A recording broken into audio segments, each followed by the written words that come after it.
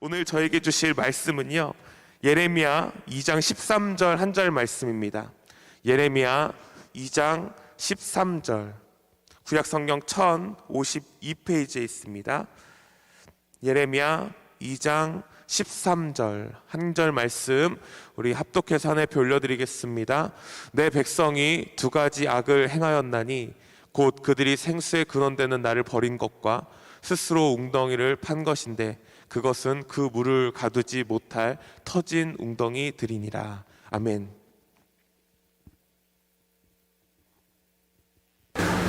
성도 여러분, 한 주간 평안하셨습니까? 복된 자리 그리고 살아계신 하나님을 만나는 예배 시간에 함께 하신 모든 분들을 주님으로 축복합니다. 오늘 이 시간이 생수의 근원 되신 하나님을 만나는 귀하고 복된 시간인 줄 믿습니다. 기도하겠습니다. 하나님 아버지, 감사합니다. 우리가 주님께 나아오고 주님을 예배합니다. 생수의 근원 되신, 생명 되신, 우리 모든 복의 근원 되신 주님을 찬양합니다. 주님, 이 시간도 부족한 종을 온전히 가려주시고 오직 성령께서 말씀하시고 조명하시는, 그래서 우리의 영이 깨어나고 우리의 마음과 영혼이 채워지며 그로부터 흘러나오는 생수와 생명을 마음껏 담고 흘리는 그런 시간 되게 해주시옵소서. 감사드리고 예수님의 이름으로 기도드립니다. 아멘. 예레미야 2장 13절 말씀을 가지고 다시 근원으로 라는 제목으로 함께 은혜 나누겠습니다. 지난 2월 4일 날 한 기사를 보았습니다. BBC 뉴스에서요. 그 덴마크에서 하나의 인공섬을 짓겠다라고 하는 계획입니다. 그 해변에서 80km 떨어진 곳에다가 섬을 짓는데요. 그 섬 이름이 에너지 섬입니다. 그 섬 주변에 그 200개의 풍력 발전기, 그 윈드 터빈이죠, 를 세워서 거기에 있는 그 전기들을 그 섬으로 모으고 그것을 육지로 끌어오겠다라고 하는 프로젝트입니다. 그 전기 발전량이 3기가와트라고 하는데요. 그것이 300만 가구의 전력을 공급하는 것이다. 이렇게 기사가 났습니다. 300만 가구면 아마 얼추 사람 수로 치면 500만이 될 수도 있고 700만이 될 수도 있는 것이죠. 그러니까 웬만한 큰 도시 하나 정도는 그 섬 하나가 그냥 다 책임진다, 이렇게 되는 것이죠. 그래서 2033년에 완공되는 것을 목표로 하고 있는데 그 프로젝트가 38조 원이 들어간다고 합니다. 그리고 그것은 2050년까지 그 탄소 중립국을 향해서 가고 있는 하나의 일환이다라고 하는 것입니다. 이산탄소를 배출하는 것과 다시 그것을 흡수하는 것을 플러스 마이너스 제로로 만들겠다고 하는 것이죠. 자, 이것을 보면서 이런 생각이 들었습니다. 참 이제 20년, 30년 후의 이야기인데 우리들의 자녀의 세대, 그들이 어른으로 살아가는, 그리고 그들이 아이를 낳고 살아가는 그때는 지금과 참 많은 것이 다르겠다라는 생각이 들었습니다. 그것이 어떠한 모양으로 다를지는 저희가 아직 잘 모르겠어요. 하지만 한편 이런 생각이 들었는데요. 참 하나님을 만나기, 우리가 믿음을 지키기가 점점 힘들어지지 않을까, 이런 생각이 또 한편으로 들었습니다. 자, 이 38조 원짜리 프로젝트를 한번 보고 계시다고 한번 생각해 보십시오. 그 기사를 보시면 그 사진이 하나, 청사진이 나와 있거든요. 근데 그 청사진 중에서 가장 중요한 것이 무엇이겠습니까? 이 38조 200개 풍력 발전기를 가지고 있는 이 어마어마한 에너지 섬에서 가장 중요한 것, 네, 그것은 바로 바람입니다. 바람이 없으면 아무 소용이 없는 것이죠. 바람이 있어야 풍력 발전기 프로펠러가 도는 것이고, 그래야 전기를 만들고, 그래야 사람 집에다가 전력을 보내는 것이죠. 이와 같이 바람이 없으면 이 모든 것은 아무 쓸데없는 것이 되어버리고 맙니다. 오늘 예레미야 2장 13절에 나와 있는 이 짧은 말씀이 저는 비슷한 이야기를 하고 있다라고 생각합니다. 생수의 근원, 그리고 웅덩이, 터진 웅덩이. 자, 이 생수의 근원과 터진 웅덩이가 마치 그 바람과 어마어마한 프로젝트를 가지고 있는 이 거대한 섬과 같다. 라는 생각을 해볼 수 있기 때문에 그렇습니다. 한번 단순히 비교해 볼까요? 이 생수의 근원은 샘물입니다. 결국은 이 샘물이라고 하는 것은요, 아주 작은 것이에요. 그리고 물이 때로는 뭐 쫄쫄쫄 이렇게 나올 것입니다. 그런데 이것은 스스로 나오는 물이죠. 그리고 끊임없이 이 물이 계속 나옵니다. 물이 흘러요. 자, 이제 이 웅덩이를 한번 보겠습니다. 우리가 보통 웅덩이라 그러면 뭐 이스라엘 백성이 만약 광야에서 이것을 생각한다면 뭐 바위 같은 걸 깨가지고 물을 좀 담는 저수통으로 쓸 수도 있고 할 수 있는데, 뭐 요즘 시대로 보면 우리가 큰 댐을 만든다고 생각할 수도 있는 것이죠. 큰 저수지. 그러니까 어마어마한 양의 물을 담아놓는 것이에요. 멋있죠. 그런데 이것은 물을 담는 것이죠. 물이 나오는 것이 아닙니다. 나온 물이 담기는 것이. 그리고 이 담은 것이 결국 쓰지 않고 있으면 다 썩어버리는 것이죠. 그런데 이 담은 물, 이 저수통이, 저수지가, 이 웅덩이가 밑이 깨져 있다고 생각해 보십시오. 그럼 어떻게 되겠습니까? 그 물이 어마어마한 정말 양의 물이라 하더라도 그냥 그것은 다 새어나와서 없어져 버리는 것입니다. 자, 이와 같이 이 샘물이라고 하는 것, 생수의 근원된 샘물, 그리고 좋아 보이는, 안전해 보이는 이 웅덩이, 그러나 깨진 웅덩이, 이것이 어느 것이 더 나은 것입니까? 그런데 왜 이스라엘 백성들은 이 샘물을 버리고 터진 웅덩이를 팠을까요? 그것이 오늘 이 성경 말씀을 통해서 우리가 함께 생각해 봐야 할 주제입니다. 오늘 이 터진 웅덩이라고 하는 것은요, 이 예레미야서의 이 문맥에서 보면 이것은 우상숭배를 1차적으로 가리키고 있습니다. 즉, 생수의 근원은 여호와 하나님을 얘기하는 것이죠. 그리고 터진 웅덩이는 우상숭배, 그 중에서도 바알 숭배를 얘기하고 있는 것입니다. 이스라엘 백성들은요, 그 하나님을 누구보다도 잘 알고 경험하고 살았습니다. 그들이 광야에서 하나님을 만났던 아주 기적들이 얼마나 많습니까? 그런데 왜 그들은 그 여호와 하나님을 버리고 그리고 터진 웅덩이 바알을 쫓아갔을까요? 이해할 수 없는 것 같이 생각되는 이 주제의 답은 저는 아마도 간단할 것이다 생각이 듭니다. 좋아 보이니까, 매력적으로 보이니까. 자, 이렇게 생각할 수 있습니다.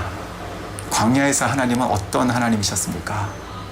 그들에게 매일 먹이시고 지키시고 인도하신 분이시죠. 정말 너무 좋으신 하나님이세요. 그런데 그 매일 40년 동안 어떻게 하셨냐면 그저 매일 살 만큼씩만 하나님께서 공급하셨죠. 그리고 그들은 저장할 수 없었습니다. 그리고 정착할 수도 없었습니다. 늘 고된 삶을 살았습니다. 늘 움직여야 돼요.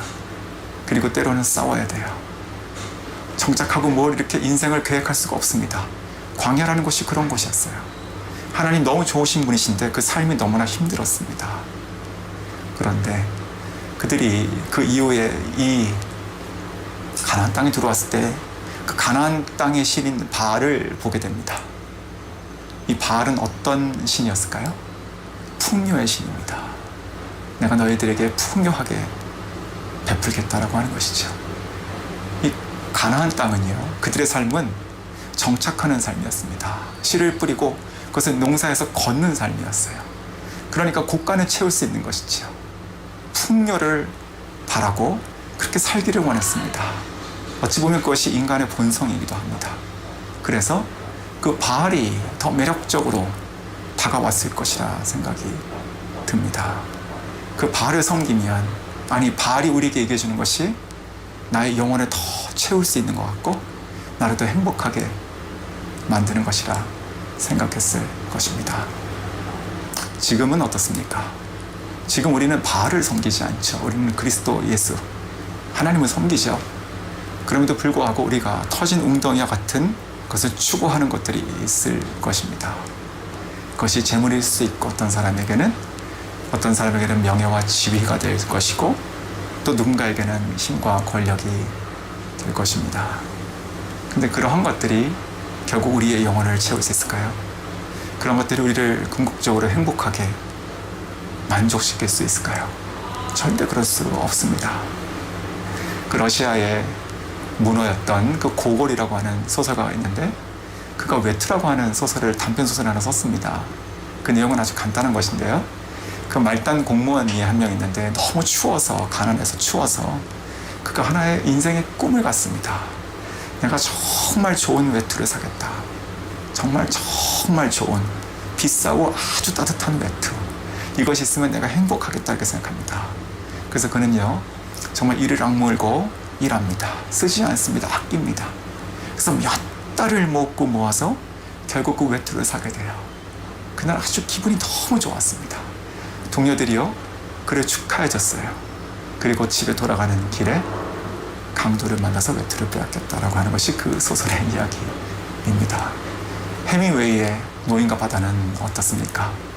저희가 잘 아시는 거잖아요. 84일 동안 허탕칩니다. 고기를 전혀 잡지 못해요. 그런데 85일 되는 그날 기적이 일어나죠. 아주 그냥 그 배보다 큰 청새치 한 마리를 보게 됩니다. 그래서 그 노인은요 3일 동안 죽을 힘을 다해서 정말 사투하며 그 물고기를 결국 잡게 됩니다. 근데 그것이 너무나 커가지고 그것을 밧줄로 배에다 묶어가지고 이제 항구로 가져오기 시작하죠. 그런데 어떤 일이 벌어집니까? 그 죽은 물고기에서 피가 나오는 것을 그 피냄새를 맡고 상어 떼들이 와서 다 먹어버리고 결국 그 노인이 항구에 도착했을 때는 뼈만 앙상이 있더라 라고 하는 이야기입니다. 우리가 추구하는 그 어떤 것도 우리가 생수의 근원 대신 여호와를 떠나서 우리의 힘으로 파는 그 어떤 웅덩이도 그와 같이 다 깨질 수 있는 것입니다. 우리의 영혼은요 반드시 그리스도와 그리고 하나님으로만 채워질 수 있는 그릇입니다. 이것이 다른 것으로는 절대로 채워질 수가 없습니다. 절대로 우리 스스로 힘을 다해서 웅덩이를 팔 수도 없고 한들 그것은 다 깨진 것이라 라고 하는 것입니다. 그런데 우리가 그리스도인으로서 한 가지 경계해야 될 것이 또 하나 있는데 그것은 뭐냐면요 너희가 나를 버리고 해서 그 버리고라고 하는 그 히브리 원어의 뜻을 찾아보니까 그것이 점점 조금씩 풀어지다 이런 뜻이었습니다. 그러니까 누구든 단박에 신앙과 여호와를 이렇게 배신하고 그런 사람 없죠. 믿음이 없는 사람이 아니고서는. 그런데 우리가 점점 조금씩 우리도 모르게 타협하고 조금씩 게으러지고 조금씩 풀어진다는 것입니다. 우리의 신앙생활들 말씀 보고 기도하고 예배하고 또 큐티하고 교제하고 믿음의 공동체 사람들과 함께 만나서 기도하고 뭐 이런 것들이 오늘도 그랬고 어제도 그랬고 뭐 작년도 그랬고 라고 생각하면 어느 순간에 좀 뭐 특별한 것이 하나도 없는 것처럼 보입니다. 뭔가 나를 좀 이렇게 스파크를 일으킬 것이 아무것도 없는 것 같아요. 그런데 그렇기 때문에 우리의 신앙이 조금씩 생수의 근원 대신 여호와께 멀어진다면 결국 우리의 삶은 터진 웅덩이와 같이 될 뿐이다 라고 하는 것을 저희가 꼭 잊어서는 안 될 것입니다. 그런데 오늘 이 말씀 가운데 복음이 하나 있습니다. 그것이 뭐냐면 처음에 예수님, 그러니까 여호와께서 이 말씀에 우리 그 백성을 뭐라고 부르십니까? 저희가 이렇게 부르십니까? 나의 백성이 이렇게 부르시죠. 아멘. 나의 백성이. 즉 여호와 하나님께서는요 생수의 근원 되신 그 여호와 하나님을 버리고 터진 웅덩이 바알을 쫓았던 그 백성을 바라보시며 여전히 나의 백성이라고 칭하신다는 것입니다. 즉 나에게 돌아오라고 말씀하시는 것이죠. 우리가 성경 구약 성경을 특히 보시면 호세아 선지자, 호세아 6장 또 말라기 아니면 에스라 여러 곳곳에서 이렇게 얘기합니다. 여호와께 돌아오라. 돌아가자. 하나님께 돌아가자. 이렇게 계속 얘기하죠. 우리가 그 생수의 근원 대신 여호와께 돌아가지 않고서는 결코 우리의 인생이 아무것도 담아낼 수 없는 그저 터진 웅덩이와 같은 것밖에 안 된다는 것입니다. 신약에서 예수님께서 이렇게 말씀하십니다. 요한복음 4장 14절에 나에게 와서 마시라 라고 말씀하시죠. 그 배에서 솟아나는 샘물이 되리라. 날마다 솟아나는 샘물이 여기 있었네요. 그리고요, 요한복음 15장 5절에도 이렇게 말씀하십니다. 너희가 내 안에 내가 너희 안에 거하면. 자, 그리고 뒷부분에 이렇게 나와 있어요. 너희가 나를 떠나서는 아무것도 할 수 없느니라. 아무것도입니다. 아무것도. 그러니까 조금 부족할 것이야 가 아니라 우리가 생수의 근원 대신 하나님을 떠나서는 아무것도, 문자 그대로 아무것도 할 수 없는 사람 분이라는 것이죠. 또한 요한복음 7장 38절에 이렇게 말씀하십니다. 예수님의 말씀입니다. 나를 믿는 자, 나를 믿은 자는 그 기록된 것과 같이 그 배에서 생수의 강이 흘러나리라. 아멘. 그 배에서 생수의 강이 흘러난대요. 그리고 그것은 그 다음 절에 성령님을 말씀하신 것이다. 이렇게 말씀하고 있습니다. 말씀을 정리하겠습니다. 이번 주 수요일이 2월 17일이 이번 올해의 그 사순절의 시작입니다. 저희가 다시 한번 근원으로 돌아가야 될 때이고, 다시 한번 십자가에 깊이 묵상하는 저희 모든 성도님들 될 수 있기를 소원합니다. 다시 한번 생수의 근원, 정말 우리의 생명으로 우리 마음속에 우리의 배에서 쏟게 하시는 그 샘물 대신 하나님께 돌아가야 될 것입니다.